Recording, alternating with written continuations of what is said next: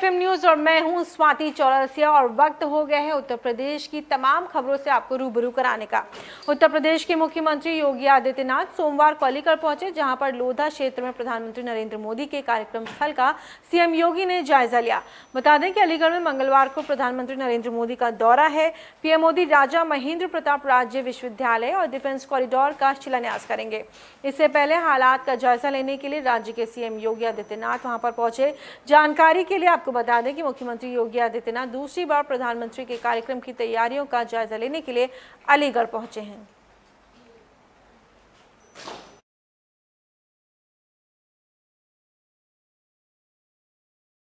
वहीं मिशन 2022 को लेकर के समाजवादी पार्टी के नेताओं ने मथुरा का दौरा किया। बता दें कि 2022 में होने वाले विधानसभा चुनावों को लेकर के समाजवादी पार्टी कोई कोर कसर नहीं छोड़ना चाह रही है। इसी के मद्देनजर मथुरा में समाजवादी पार्टी यूथ ब्रिगेड राष्ट्रीय अध्यक्ष सिद्धार्थ सिंह महौली पहुंचे, जहां उन्होंने गांव में एक सभा का आयोजन किया, जिसमें राष्ट्रीय अध्यक्ष का स्वागत महानगर अध्यक्ष अबरार हुसैन, महासचिव रवि यादव और सपा नेता प्रदीप चौधरी द्वारा किया गया। इस अवसर पर यूपी के राष्ट्रीय अध्यक्ष सिद्धार्थ सिंह ने पत्रकारों से बातचीत में कहा कि किसान आंदोलन को लेकर के केंद्र की सरकार पूरी तरह से विफल रही है। इसके साथ ही अब गांव-गांव और शहर-शहर समाजवादी पार्टी की लहर चल रही है। आने वाले समय में भाजपा के सभी प्रत्याशियों की जमानत जब्त होगी। देखिए, समाजवादी पार्टी का एक एक नौजवान आज पूरे उत्तर प्रदेश में हमारे नेता आदरणीय अखिलेश यादव जी को पुनः उत्तर प्रदेश का मुख्यमंत्री बनाने के लिए कमर कस चुका है। हम अभी गांव से आ रहे हैं, आपके मथुरा जनपद के गांव में जो उत्साह आज हमें देखने को मिला है मथुरा में, पूर्व में भी हम कई बार इस जनपद में आ चुके हैं, लेकिन जो उत्साह इस समय गांव में है हमारे नेता आदरणीय अखिलेश यादव जी के लिए, इस बार हमने इसके पूर्व में कभी नहीं देखा। हम बहुत भरोसा है हमें और कह सकते हैं कि आने वाले दिनों में उत्तर प्रदेश के मुख्यमंत्री के रूप में हमारे नेता आदरणीय अखिलेश यादव जी कुर्सी संभालने जा रहे हैं प्रदेश की। किसानों का जो आंदोलन वर्तमान में चल रहा है उसको लेकर समाजवादी पार्टी का क्या स्टैंड है? किसान हो, नौजवान हो, गरीब हो, मजलूम हो, कोई तबका हो, समाजवादी पार्टी ने सदैव सभी के कल्याण की बात की है। और 2022 के चुनाव को लेकर के सभी पार्टियां प्रबुद्ध सम्मेलनों के जरिए ब्राह्मण वोटरों को रिझाने में लग गई हैं। आपको बता दें, तमाम पार्टी रणनीतियां बनाने में जुट गई हैं और अपनी जीत सुनिश्चित करने और वर्तमान सरकार की खामियों को गिनाने का काम कर रही हैं। इसी के तहत समाजवादी पार्टी के द्वारा चलाए जा रहे प्रबुद्ध सम्मेलन के चौथे चरण में पूर्व कैबिनेट मंत्री डॉक्टर मनोज पांडे औरैया जनपद के सदर औरैया कोतवाली क्षेत्र के नेशनल हाईवे स्थित साई मंदिर पहुंचे, जहां उन्होंने प्रबुद्धों से भरे कक्ष में जमकर सरकार की खामियां गिनाई। वहीं ब्राह्मणों को लेकर के सपा सरकार द्वारा उठाए गए कदमों की प्रशंसा भी की। अपने तय समय से लगभग 3 घंटे देरी से पहुंचे पूर्व कैबिनेट मंत्री और जनपद औरैया में समाजवादी पार्टी के कार्यकर्ता और जिलाधिकारी आपको जिला कार्यकारिणी के वरिष्ठ नेताओं द्वारा माल्यार्पण कर उनका जोरदार स्वागत भी किया गया।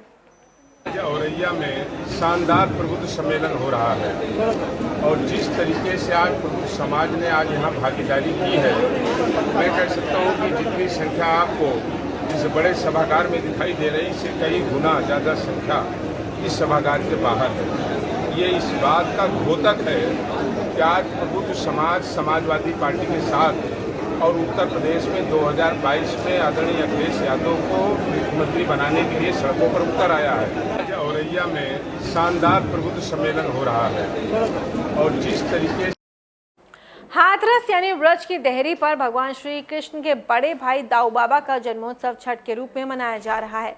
जिलाधिकारी रमेश रंजन व अन्य अधिकारियों के साथ शहर के अन्य लोगों ने कोविड-19 को देखते हुए इस बार मेला श्री दाऊजी महाराज का आयोजन सांकेतिक रूप से पूजा अर्चना के साथ किया। मंदिर को रंग बिरंगी झालरों से सजाया गया। मंदिर में पूजा अर्चना के साथ दाऊ बाबा और रेती मैया का अभिषेक भी हुआ। सोशल डिस्टेंसिंग का पालन करते हुए भक्त भगवान के दर्शन कर सकेंगे। इस साल 110वां लक्खी मेला कोविड की वजह से सांकेतिक रूप से ही लगाया जा रहा है। यहाँ मेला हिंदू मुस्लिम सद्भावना का प्रतीक भी रहा है। मेले की शुरुआत परिसर में स्थित बाबा काले खां की मजार से होती। दाऊ जी के मंदिर पर ध्वजा के साथ पहले काले खां की मजार पर चादर चढ़ाई जाती है।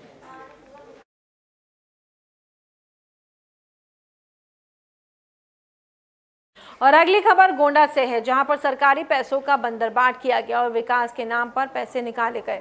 जी हां, आपको बता दें कि बिना कार्य कराए ही 14 लाख रुपए सरकारी धन का बंदरबाट किया गया है और शिकायत के बाद जिला प्रशासन हरकत में आ गया है। एसडीएम ने तहसीलदार को जांच सौंपी है। दरअसल मामला विकास खंड कर्नलगंज के अंतर्गत ग्राम बुड़वलिया का है, जहां मार्च 2019 में 2 पुलिया का निर्माण कार्य दिखा करके अधिकारियों की मिलीभगत से मोटी रकम का गबन कर लिया गया था। 3,62,892 रुपए और 3,14,664 रुपए ग्राम पंचायत के खाते से भुगतान कर दिया गया है। सरकारी कागजों में पुलिया भले ही पुलिया बना दी गई हो, लेकिन धरातल पर पुलिया का अभी तक कोई नामो निशान तक नहीं है। यहाँ आए हैं एप्लीकेशन देने के उद्देश्य से आए थे। भ्रष्टाचार हमारे ग्राम सभा बुढ़लिया में बहुत ज़्यादा जोर से है। क्या भ्रष्टाचार, कैसा भ्रष्टाचार है? जैसे घोटाला पुलिया का है, डबल पुलिया हो गया, पैसा निकल गया, ज़मीनी स्तर पर काम नहीं हुआ है, होम पाइप नाली निर्माण, क्षतिग्रस्त मार्ग का हुआ, ऐसे कई 8 बिंदु पे हैं, कुछ भी ज़मीनी स्तर पर कार्य नहीं हुआ है। लगभग कितने का घोटाला हुआ होगा? लगभग 15 से 16 लाख रुपये। और अगली खबर यूपी के गोंडा से है, जहां पर गड्ढा मुक्त योगी सरकार की रणनीति जिला प्रशासन के जिम्मेदार अधिकारियों को रास नहीं आ रही है। शहर को जोड़ने वाला मुख्य मार्ग इस सड़क का संपर्क लाखों लोगों से टूट गया है। आपको बता दें, सड़क की तस्वीरों को देख करके अंदाजा लगाया जा सकता है कि विकास किस हद तक इस ग्रामीण क्षेत्र में हुआ है। वर्षों से टूटी हुई पुलिया और बाढ़ के तेज बहाव में बह गई थी। सड़क की मरम्मत करने के लिए ना ही किसी अधिकारी ने सुध ली है और ना ही किसी ग्रामीण की तकलीफों को समझने की कोशिश की जा रही है। अब तक सैकड़ों लोगों ने जिम्मेदार अधिकारियों को इसकी शिकायत की है, लेकिन सरकारी अधिकारी कागज को लेकर के डेस्क बीन के निचले हिस्सों में रख करके मामलों को दबा देते हैं। पिछले साल इसी रास्ते पर गांव का रहने वाला एक बच्चे की डूब करके मौत भी हो चुकी है। उसके बाद भी प्रशासन लापरवाह बना हुआ है।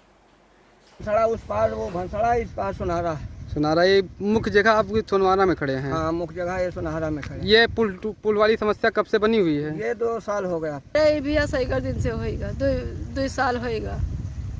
यहाँ से प्रशासन की तरफ से कोई मदद कुछ नहीं। बावन सिंह विधायक सुना में आए थे, क्या कह गए वो कुछ नहीं। और अगली खबर यूपी के मथुरा से है, जहां पर एक्सप्रेसवे पर सुबह आगरा से नोएडा की ओर जा रही यात्रियों से भरी बस आगे चल रहे डंपर से टकरा गई, जिससे बस में सवार 13 यात्री घायल हो गए। इनमें से कई यात्रियों की हालत गंभीर है। मिली जानकारी के मुताबिक यमुना एक्सप्रेसवे पर प्राइवेट स्लीपर बस कानपुर से सावरिया लेकर के दिल्ली जा रही थी। आपको बता दें कि जो प्राइवेट बस थी वो कानपुर से सवारियों को लेकर के दिल्ली की ओर जा रही थी। बस में करीब 50 यात्री सवार थे। ज्यादातर यात्री अपनी सीटों पर झपकी ले रहे थे। थाना नौहजील क्षेत्र में माइलस्टोन 65 के समीप सोमवार सुबह करीब 4 बजे अचानक बस आगे चल रहे गिट्टी से भरे हुए डंपर पर टकरा गई, जिससे सीटों पर बैठे यात्री एक दूसरे के ऊपर गिर पड़े। कुछ यात्री चीख पुकार मचाते हुए बस की खिड़की खोलकर बाहर कूद पड़े। हादसे में 13 लोग गंभीर रूप से घायल हुए, जिन्हें अस्पताल तथा अन्य यात्रियों को दूसरे वाहनों से गंतव्य के लिए रवाना कर दिया गया।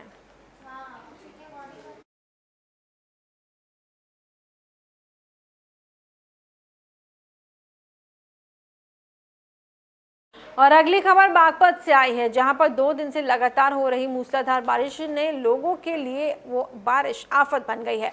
बता दें कि बारिश ने इस कदर तबाही मचाई कि कई जगह मकान गिर गए। हाल ही में चांदी नगर थाना क्षेत्र के गांव में एक और मकान गिरने से एक किशोर की मौत हो गई। घटना के बाद पता चला कि मकान के मलबे में अभी कई पशु भी दबे हुए, जिसके बाद बारिश में रेस्क्यू अभियान चलाया गया।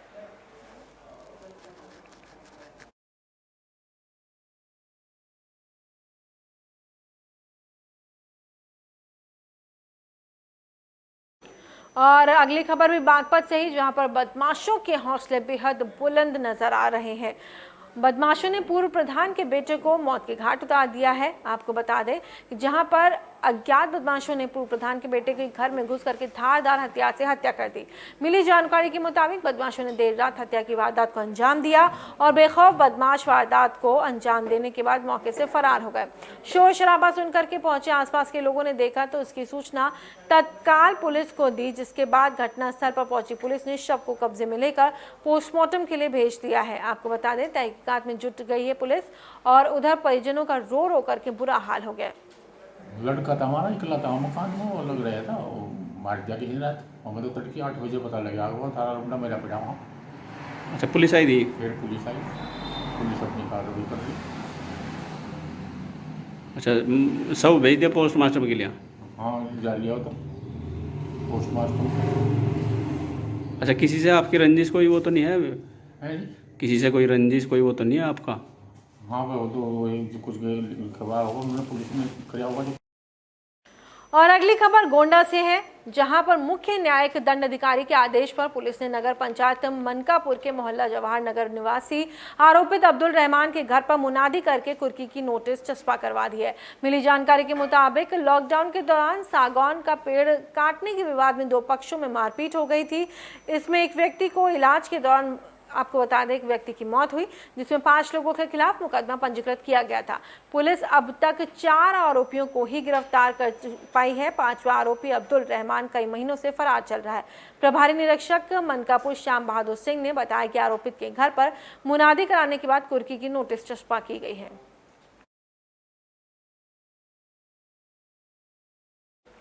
और अब जो हम आपके सामने खबर लाने जा रहे हैं वो औरैया से है। औरैया सदर कोतवाली क्षेत्र के समर्थपुर गांव से है, जहां पर चोरों ने एक घर पर धावा बोल दिया और धारदार हथियार के बल पर चोरी की वारदात को अंजाम दिया है। चोरी का विरोध करने पर चोरों ने परिवार पर धारदार हथियार से पीटकर उनको लहूलुहान कर दिया और भाग निकले। इधर पीड़ित परिवार में एक बच्चा घर की दूसरी मंजिल पर सो रहा था, जिससे घटना की भनक लगी तो वो अपने मामा को फोन से सूचना उसने दी। उधर घटना की जानकारी पुलिस को दी गई। सूचना पर पहुंची पुलिस ने सभी घायलों को 50 शैय्या अस्पताल पहुंचाया है, जहां से सभी घायलों को सैफई रेफर कर दिया गया है। 1 बजे की है। क्या कितने लोग घायल हैं? 3 चौथी माता है, ये 3 बच्चे मुड़ी हैं घायल। रात को मारा पीटा भी है? बिल्कुल मारा पीटा है, रात के 1 बजे बिल्कुल घायल करके गए, मरे में छोड़िए, बिल्कुल मरे में छोड़ो है। ग्राम समरथपुर जो कोतवाली थाना अंतर्गत पड़ता है, इसमें एक घर में, जिसमें जो परिवार के मुखिया हैं वो बाहर जॉब करते हैं। घर में माँ और 3 बच्चियाँ और एक बेटा छोटा है। चोरी हुई, 4 लोगों की हालत बहुत खराब है, बहुत खून निकला, 10-12 दांत टूटी पड़ी, मतलब मारपीट की? मारपीट की। और अगली खबर भी बागपत से है, जहां पर दोघर थाना क्षेत्र के भोपुरा जंगल में देर रात पुलिस और गौ तस्करों के बीच मुठभेड़ हो गई, जिसमें पुलिस ने गौ तस्करों के पास से कई औजार बरामद किए हैं। बता दें कि पुलिस को जब तस्करों पर संदेह हुआ तो पुलिस ने रुकने का इशारा किया, जिसके बाद तस्करों ने पुलिस पर फायरिंग शुरू कर दी। जवाबी फायरिंग में एक गोली पुलिस के तस्कर को जा लगी, आपको बता दें, जिससे वो घायल हो गया। पुलिस ने उसे पकड़कर इलाज के लिए तत्काल अस्पताल में भिजवाया है। पुलिस का कहना है कि पकड़े गए तस्कर पर पहले से ही कई जनपदों में आधा दर्जन से अधिक मामले दर्ज हैं। तो आपको बता दें कि पुलिस की एक गोली उस तस्कर था उसके एक सदस्य को लगी और उसके बाद फिलहाल पुलिस ने उसको अस्पताल भिजवा दिया है। देखिए, 8/9 की रात्रि को ये दोघट थाना क्षेत्र में ग्राम वोपरा में एक गोकशी की घटना हुई थी, जिसमें अवशेष फेंके गए थे।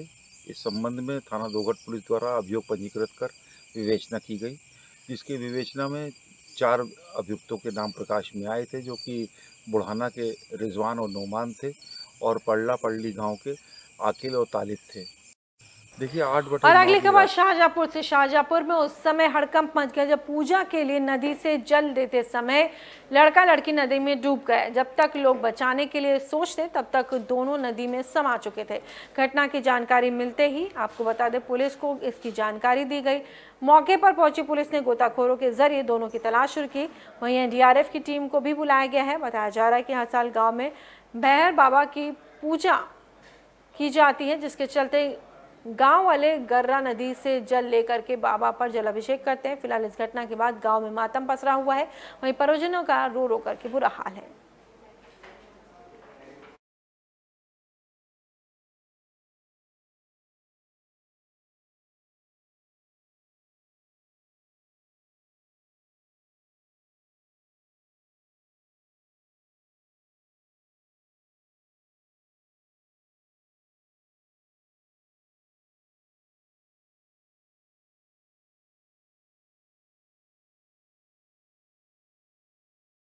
और इस बुलेटिन में फिलहाल इतना ही। देश और दुनिया की तमाम खबरों के लिए आप बने रहिए FM न्यूज के साथ।